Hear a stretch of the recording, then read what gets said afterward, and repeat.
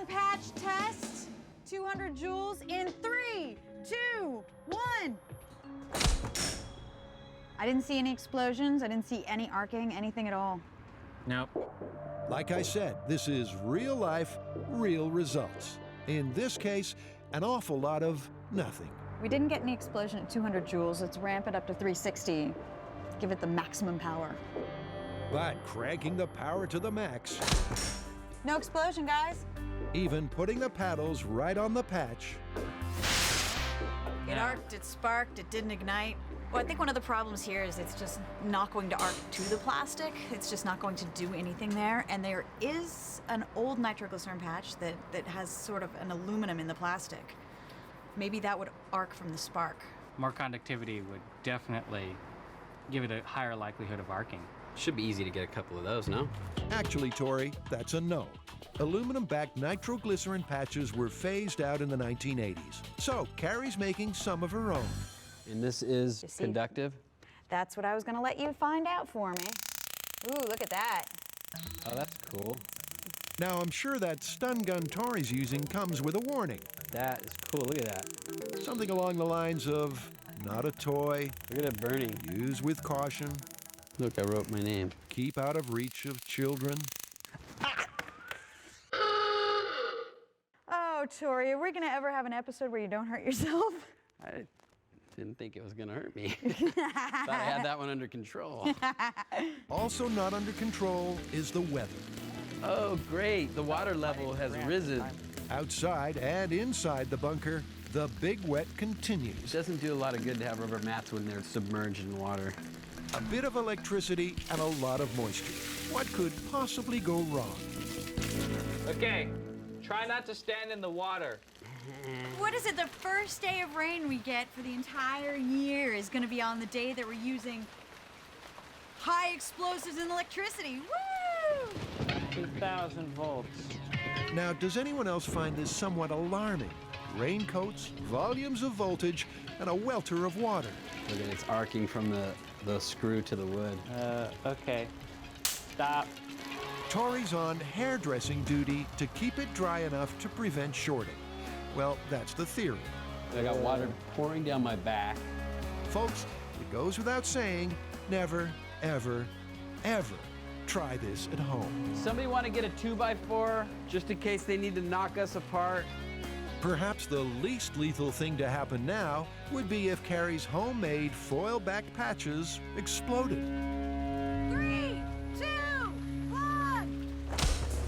You see a spark or anything? Nope. See an Nothing. explosion? No. Just like the modern plastic patches, maximum voltage, foil side up, or foil side down, No reaction. even putting the paddles ridiculously close causes no kaboom. It arced right over that patch, and I didn't see an explosion. No explosion. I don't think that the concentration of the nitroglycerin is high enough to actually get any sort of explosion. I mean, that's it. This myth is going down. The myth may be going down, but it's not over yet. Because when it comes to the MythBusters and explosions, no one goes home We're disappointed. gonna blow that nitro patch up. You bet we are, buddy. Adam and Jamie are getting wrapped up in their quest to beat speed camera myths. Can someone unwrap me? Turn off the camera and help me get out of this thing. So far, it seems there's no way to get one over on the super sensitive speed slayer. But just how responsive are they? It's time to test viewer myth number 3.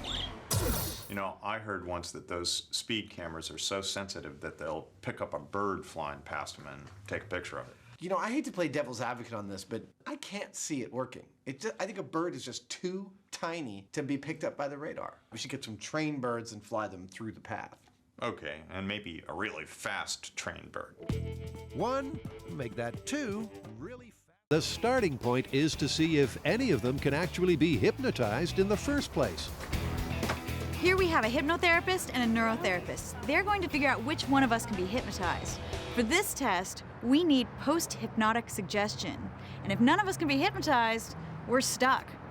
And first up is Tori. The plan is that Carrie and Grant will monitor his progress with the help of neurotherapist Cynthia and her EEG machine.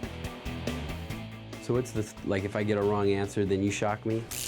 While clinical hypnotist Seth will try to put him under her spell. Yeah, just keep on focusing on my hand, noticing that your eyes start to feel heavy. Allow that feeling of heaviness to get more and more heavy.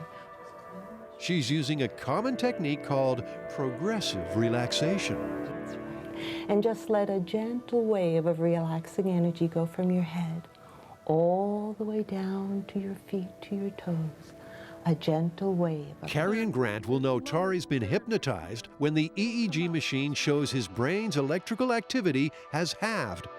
Do you know what percentage of people are able to be hypnotized? Easily 85%. 85? To some degree. Despite the odds, they're not off to a good start because even after 10 minutes, Tori's brain activity has only dropped by 5%. I would want to see it get to about half of what it was. So if he was about 9.5, I'd like to see it at about maybe 4. Tori's inability to relax means he's out of the race. So next up is Carrie, and the boys have high hopes for her. I actually think that she's a reasonable candidate to be hypnotized. Why? I don't know, it's kind of a gut feeling. Could you tell her to do things and she does them? No, that's definitely not the reason why. But their hopes are ill-founded because Carrie won't go under either. I think I would start to get relaxed enough that I was almost in a sleep-like state, but then I'd be like, oh, I'm trying to be in a sleep-like state. I'm trying so hard. So it's almost like I couldn't let myself completely relax. So with the score standing at 0-2, it all boils down to Grant. But will Mr. Science submit to Seth? Deeply, deeply down. More and more relaxed. Despite Grant's initial discomfort, after 5 minutes, things are looking good. Like a rag doll, deeper down. The EEG machine shows Grant's brain activity has already dropped from a level 9 to a 4. I think he's in a deep state. I think he's more hypnotizable. There you go, look at that. And what that means is he's just the kind of highly suggestible subject they're looking for. Grant would make a good subject for a post-hypnotic suggestion. He's a very susceptible person. You're the winner. Okay, what does that mean? Well, you know what that means. Now we're gonna see if we can hypnotize you and see if we can get you to do something that you wouldn't normally do. She's not gonna embarrass me or anything. Don't worry, it won't be too humiliating. Popular in the early 1900s, Charles Kellogg was a naturalist come showman with an extraordinary talent. Not only could he sing like a bird, but he could also supposedly extinguish a sensitive flame with his voice.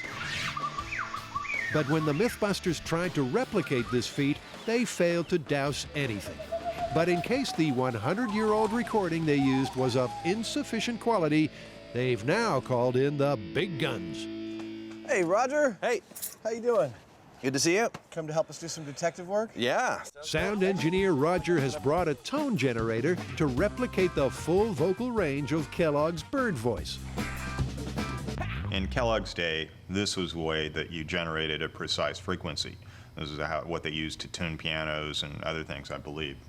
Not that I've ever done it, but these days we have things called tone generators, and so we'll be able to get any frequency that we want within any conceivable range. But before getting into a frequency frenzy, let's get a few things straight.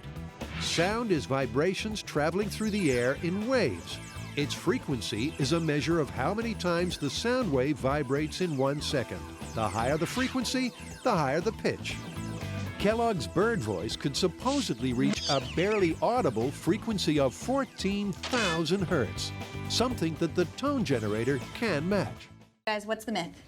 The myth is that in ye olde times, pirates used rum not only for inspiration, but also as a stain remover. Well, pirates don't strike me as the most fastidious lot, but I suppose if you had blood all over your shirt and then you had shore leave, you'd want to wash it off first. I guess especially if you had a date. Pirates had dates? Pirates and rum go together like cannons and balls. But is it possible that they don't just drink grog, but use it to get those puffy pirate shirts whiter than white? Well, obviously we're going to need some authentic pirate shirt material, and, you know, we're going to need to stain it with some period-accurate stains. Blood, sweat, and tar. Perfect. We're also obviously going to need some sort of ye olde rum. Right, and I think we should have something to compare that to. So I think we should use some ye olde soap as well. I have a secret method that the pirates may have used as a laundry technique, and we should compare all three of those to some modern detergent. So I'll do the staining. Well, I'll do the cleaning then. And I guess that leaves me to judge. Exactly. So it's time for Adam to get down and dirty. The plan for this test is to choose 3 most common stains that pirates would encounter. One would be, of course, blood. Another would be, of course, sweat. Pirates were not known for their bathing. And the third would be something you'd find on the ship, which would be pitch or tar. I'm going to make up some 1-foot square samples of this cloth. We're going to put those various stains on it and try and see whether or not rum will actually take those stains out. Being a pirate's a bit difficult. What with the not bathing, the hot sun, the blood, the sweat. And this rough fabric is very harsh on my skin. We don't have any pirate shirts from the period, but we do know that while a fancy gentleman of the age might have had a very fine weave shirt made of linen, pirates would have used coarser stuff called lock ram. The closest we could find is this bleached embroidery fabric, which has a thread count of 40. It's quite rough, but it's perfect for our tests. And I think it's the closest thing we could possibly find. The first authentic pirate stain is blood, and Adam knows just where to find some. We have it in the fridge because Jamie likes to have it every day for lunch. No. Has anyone taken my blood out of the fridge? Next, Adam takes Jamie's lunch and smears the pig's blood over 4 sample sheets. This is the plight of the pirate laundryman. Next up for our pirate shirts is pitch. Now, blood and sweat are easy choices when it comes to pirate stains, but we wanted to choose something like grime, and we know that pitch was used on pirate boats and period boats of the time. We've used it on plenty of other episodes, and it's very dirty stuff, so that's what we're gonna put on our pirate shirts next. Ta-da! We have 1 stain to go, and I'm gonna have to work for this one. Yep, Adam has a plan to sweat for science. I'm gonna do 3 things. I'm gonna get on Jamie's treadmill in my sweat lodge, formerly his mold room, and I'm gonna put on the sweatiest of the sweaty things we have, which is our fire suit. That thing is damn hot inside. I should have no problem producing lots of the correct bodily fluid for this test. To harvest the bodily fluids, Adam arranges the shirt material for maximum moisture absorption. It's go time. Adam leaps onto the treadmill, ready to stain up. But after 15 seconds on his very own wheel of death, he's gasping like an asthmatic hamster. That says I've only burned 20 calories. What is that about? Why don't we fast forward to the end of the workout?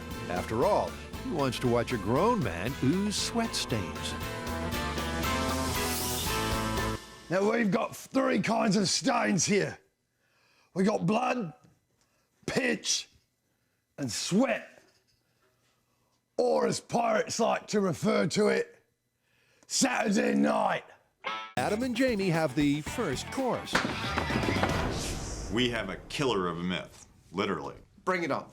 Well, you're in a vehicle alongside a semi-trailer truck, and the myth is that when the tire blows, it's such a powerful explosion that it'll not only break your windshield, but also decapitate you.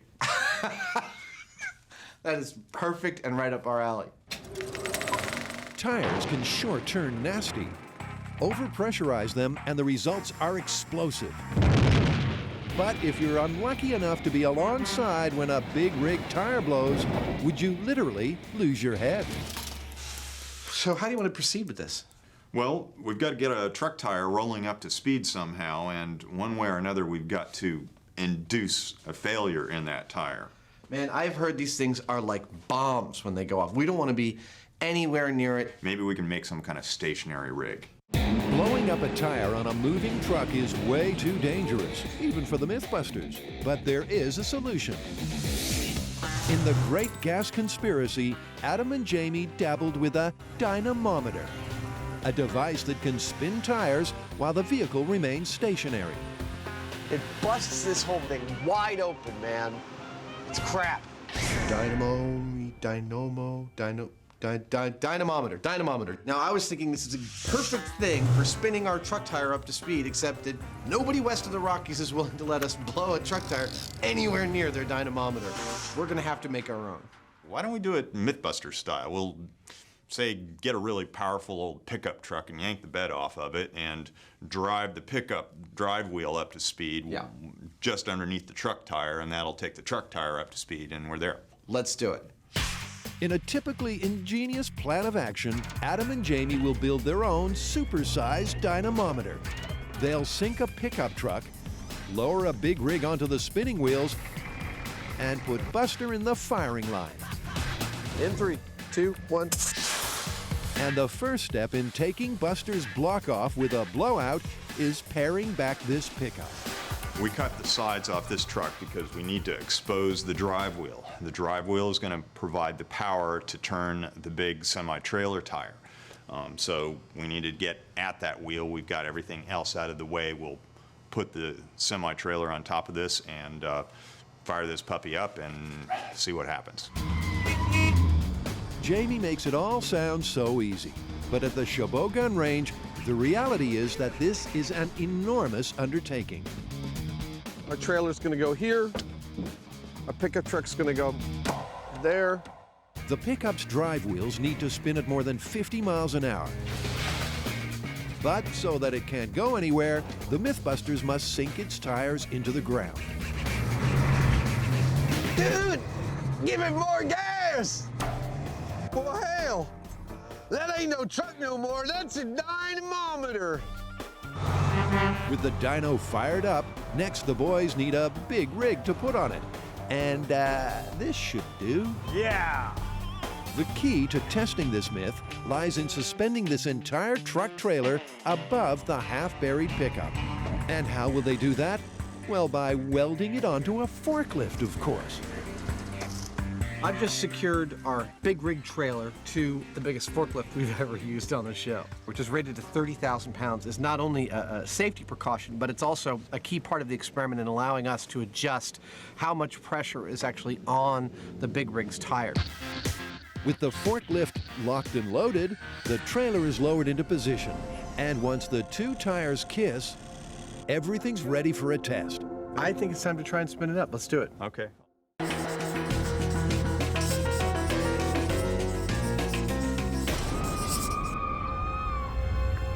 Watch the coin. You're getting sleepy. Very, very sleepy. Wait, why are we doing hypnosis again? Haven't we been here before? Yep, but the furor on the fan side over mesmeric, mind-altering myths just won't let up. Despite busting the theory that you can plant a post-hypnotic suggestion in an unwilling dupe, I had a clear idea of what they wanted me to do. And proving as plausible that memory recall can be hypnotically enhanced, All of that I remembered after we relaxed with the hypnosis. the fans are demanding the team tackle self-hypnosis. Specifically, the CDs you find on the internet that claim you can change your life in any number of weird and wonderful ways. So this time, we're gonna try self-hypnosis myth. Those are those CDs that you listen to and they're supposed to influence you? Yeah, they're all over the internet. You can lose weight, regrow your hair, or even quit smoking. So why don't we each try one? Okay, well, I volunteer for the seasickness one because personally, I'm sick of being the guy that always has to vomit on camera. All right, well, since I'm only afraid of commitment and I doubt that's gonna change, maybe we should bring in Adam and try to help him get over his extreme fear of bees. All right, well, if you guys are gonna work with rational myths, I would like to try something a little more outlandish. I saw one where you can change your eye color. And since that's a physical change, you'll know if it works because I'll come back with like purple eyes. All right, sounds good. Spin me, baby. As regular viewers will know, Grant has a tendency to go a little green around the gills. I feel something coming up in my throat.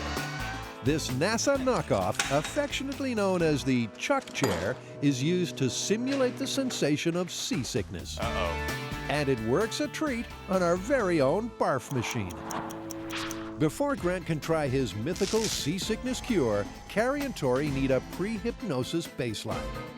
Come on, I want to see you blow chunks. All right, let's get this over with. Starting in 3, 2, 1. Round and round he goes. Oh, you suck. Keep moving your head. Where his stomach stops, nobody knows. Here we go. Here we go. Attaboy. Yeah. Attaboy. It's all okay. right. Minute 17:34. So now they've got a baseline. 1730, totally puked. Grant can begin testing the self-hypnotic solution for seasickness. How you feeling, better? Not especially. Okay. Meanwhile, Carrie will test a self-hypnosis CD she found on the web that claims she'll be able to turn her brown eyes as green as Grant after a trip in the Chuck chair. I want to do this as scientifically as possible, so I've come to Correct Vision Center. They're going to take really close-up pictures of my eyes so that I have a baseline control for the experiment. I'll go through my self-hypnosis, and then when I come back, we'll take pictures in the exact same way and do a comparison to see if I was able to change the color of my eye. The final challenge the team will tackle is Adam's deep-seated and unfounded fear of bees. I don't know why. I've been stung plenty of times. I'm not allergic. I just can't stand those things. They freak me out. And as always, the first step is a control to scientifically measure exactly how freaked out he gets. We have 2 instruments to measure Adam's stress level. The first is the pulse meter, and this is going to measure his heart rate. If he becomes frightened, his heart rate's going to increase and it's going to spike, and we'll be able to see it here. The second piece of equipment is the galvanic skin response. Again, if he becomes frightened, he'll start to sweat a little bit, and that will change that resistance measurement. To dial in on Adam's fear factor, he'll be spending 10 minutes with one arm in his own personal Room 101. Oh, that's a lot of them. Okay, heart rate spiking. Okay. It's pretty obvious from the start, Adam is showing serious signs of stress. Your heart rate jumped up about like 20 points. And once Adam gets his arm inside the box of bees, the team don't need fancy equipment to measure his stress levels. You guys like baseball? Are you kidding? I love going to the ball game. Well, so do our fans, and they have inundated us with baseball myths to bust. So what do we got? Can a corked bat hit a ball further? And what about whether sliding into base is quicker than running?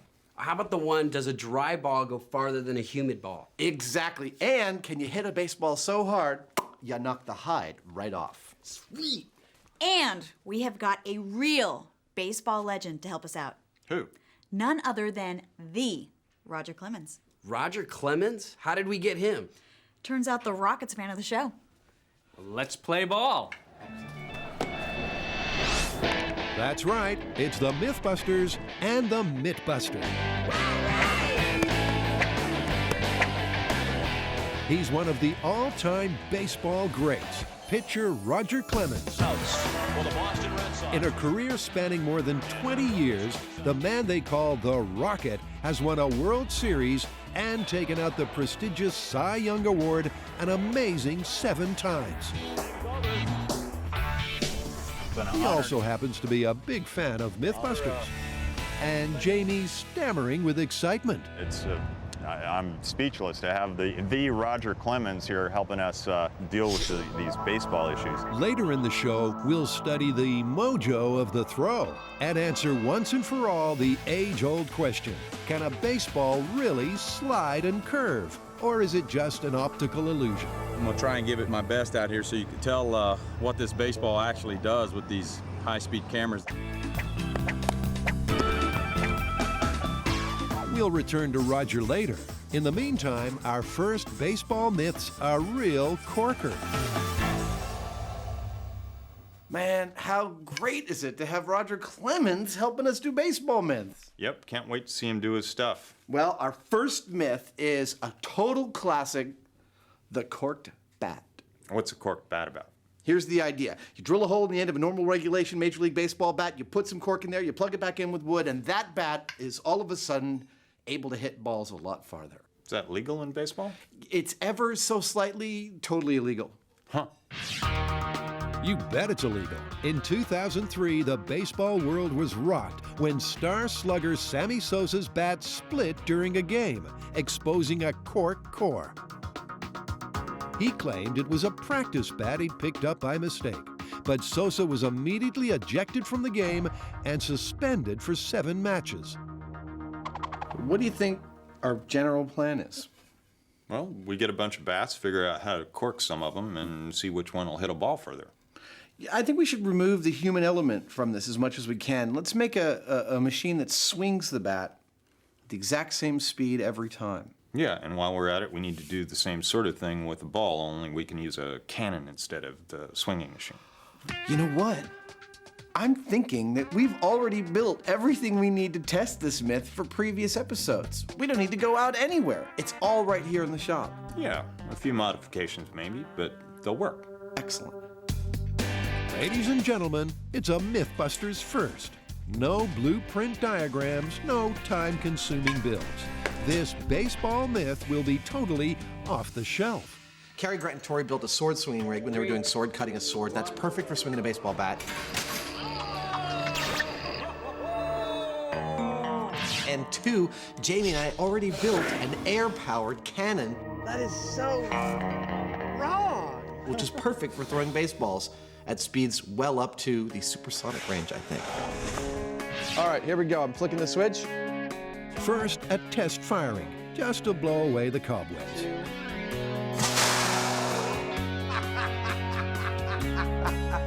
That's a nice download, man. That is fast. Now, a Roger Clemens fastball fizzes towards the batter at between 90 and 100 miles per hour. There we go. But Adam and Jamie will go for a more average fastball speed, about 80 miles an hour. Let's just quickly try 7 psi. The air pressure required to do that is around 7.5 pounds per square inch. At 7.5 psi. here we go. 79 miles per hour. Close enough. Gather around the hot tub, folks. It's going to be glacial. So what's the myth? Well, we are dressed for cold weather, and that's good because we're going to test whether or not you can start an avalanche by yodeling. So it's time to get those vocal cords ready. You think I can yodel? I know you can. You think I'm gonna yodel? No, I don't. This alpine myth is as old as the hills. Can this beloved form of melodious mountain song set off a mighty avalanche? The idea isn't as nonsensical as it sounds. In previous audio experiments, the guys proved that sound waves from the human voice are powerful enough to shatter glass and even extinguish a flame. Now, using the same notion in this ultimate auditory myth, we're going to try to bring a mountain to its knees. You know, if we're doing myths on avalanches, we need to go to the mountains. I think you're right. I think we will. But first, why don't we try some scale experiments here in the shop? See what we can learn about them before we go. Sure, why not? Before heading out, Adam makes a mountain by building a fiberboard tray and attaches it to a tiltable stand. Instead of making a mountain shape, we've gone with a flat plane to eliminate the variables of the topography of the mountain. They've got their mountain, now they need some winter weather. The guys secure a wooden frame to the scissor lift and staple a sheet of fly screen to the base. A couple of small pancake motors mounted on the corners will really get things shaking. Oh, that's great. Next, they spread a thick layer of flour over the mesh. The screen is hopefully going to snow down our flour in a really nice, even fashion. And then, let's see if we can't start an avalanche here in the shop in scale. Okay, here we go. They raise their giant sifter to the sky. We're gonna have flour everywhere. And let it snow, let it snow, let it snow. You could use this for rolling out dough and stuff, you know. Yeah. In mountainous regions, the most common and destructive kind of avalanche is called a slab avalanche, when a strong, cohesive layer of snow forms on top of weak snow. All it needs is a trigger to break loose. So it's crucial for Adam and Jamie to get their scale test poised at the most precarious point possible. 135, 36. As the flour slowly builds up, they wait and watch for the exact point it all comes tumbling down. 316, 320. So I'm gonna kill it at 330. Oh. It went at exactly 320. Now that they've got the trigger point timed right on the verge, Jamie grooms the run. They recoat the slope. 316, 320. Kill it? Okay. And are ready to make some noise. I think it's really hair trigger. Okay. Okay, let me give you the decibel meter. So start out at 60, and if I go higher than that, just start dialing it up. Adam may not be a professional yodeler. I'm gonna yodel at a soft volume and slowly build up. But who doesn't know and love such movie classics as Heidi and The Sound of Music? His strange warble wouldn't have startled a mountain goat. That was 90.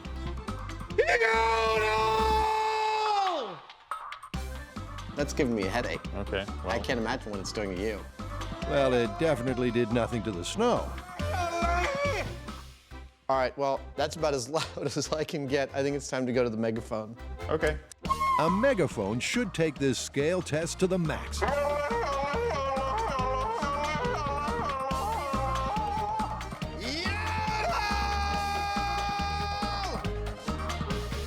Is it off the charts? Yeah, that was maxing it out at 120. 120, that's like as loud as a jet engine, right? Not quite. Not quite. All right, let's try this again. Aiming the megaphone toward a different part of the mountain might hit the right note. Oh! That is a result. That was a hair trigger, and it went. It went with sound from your voice. Odele-hee-hoo. This alpine tale may just be true.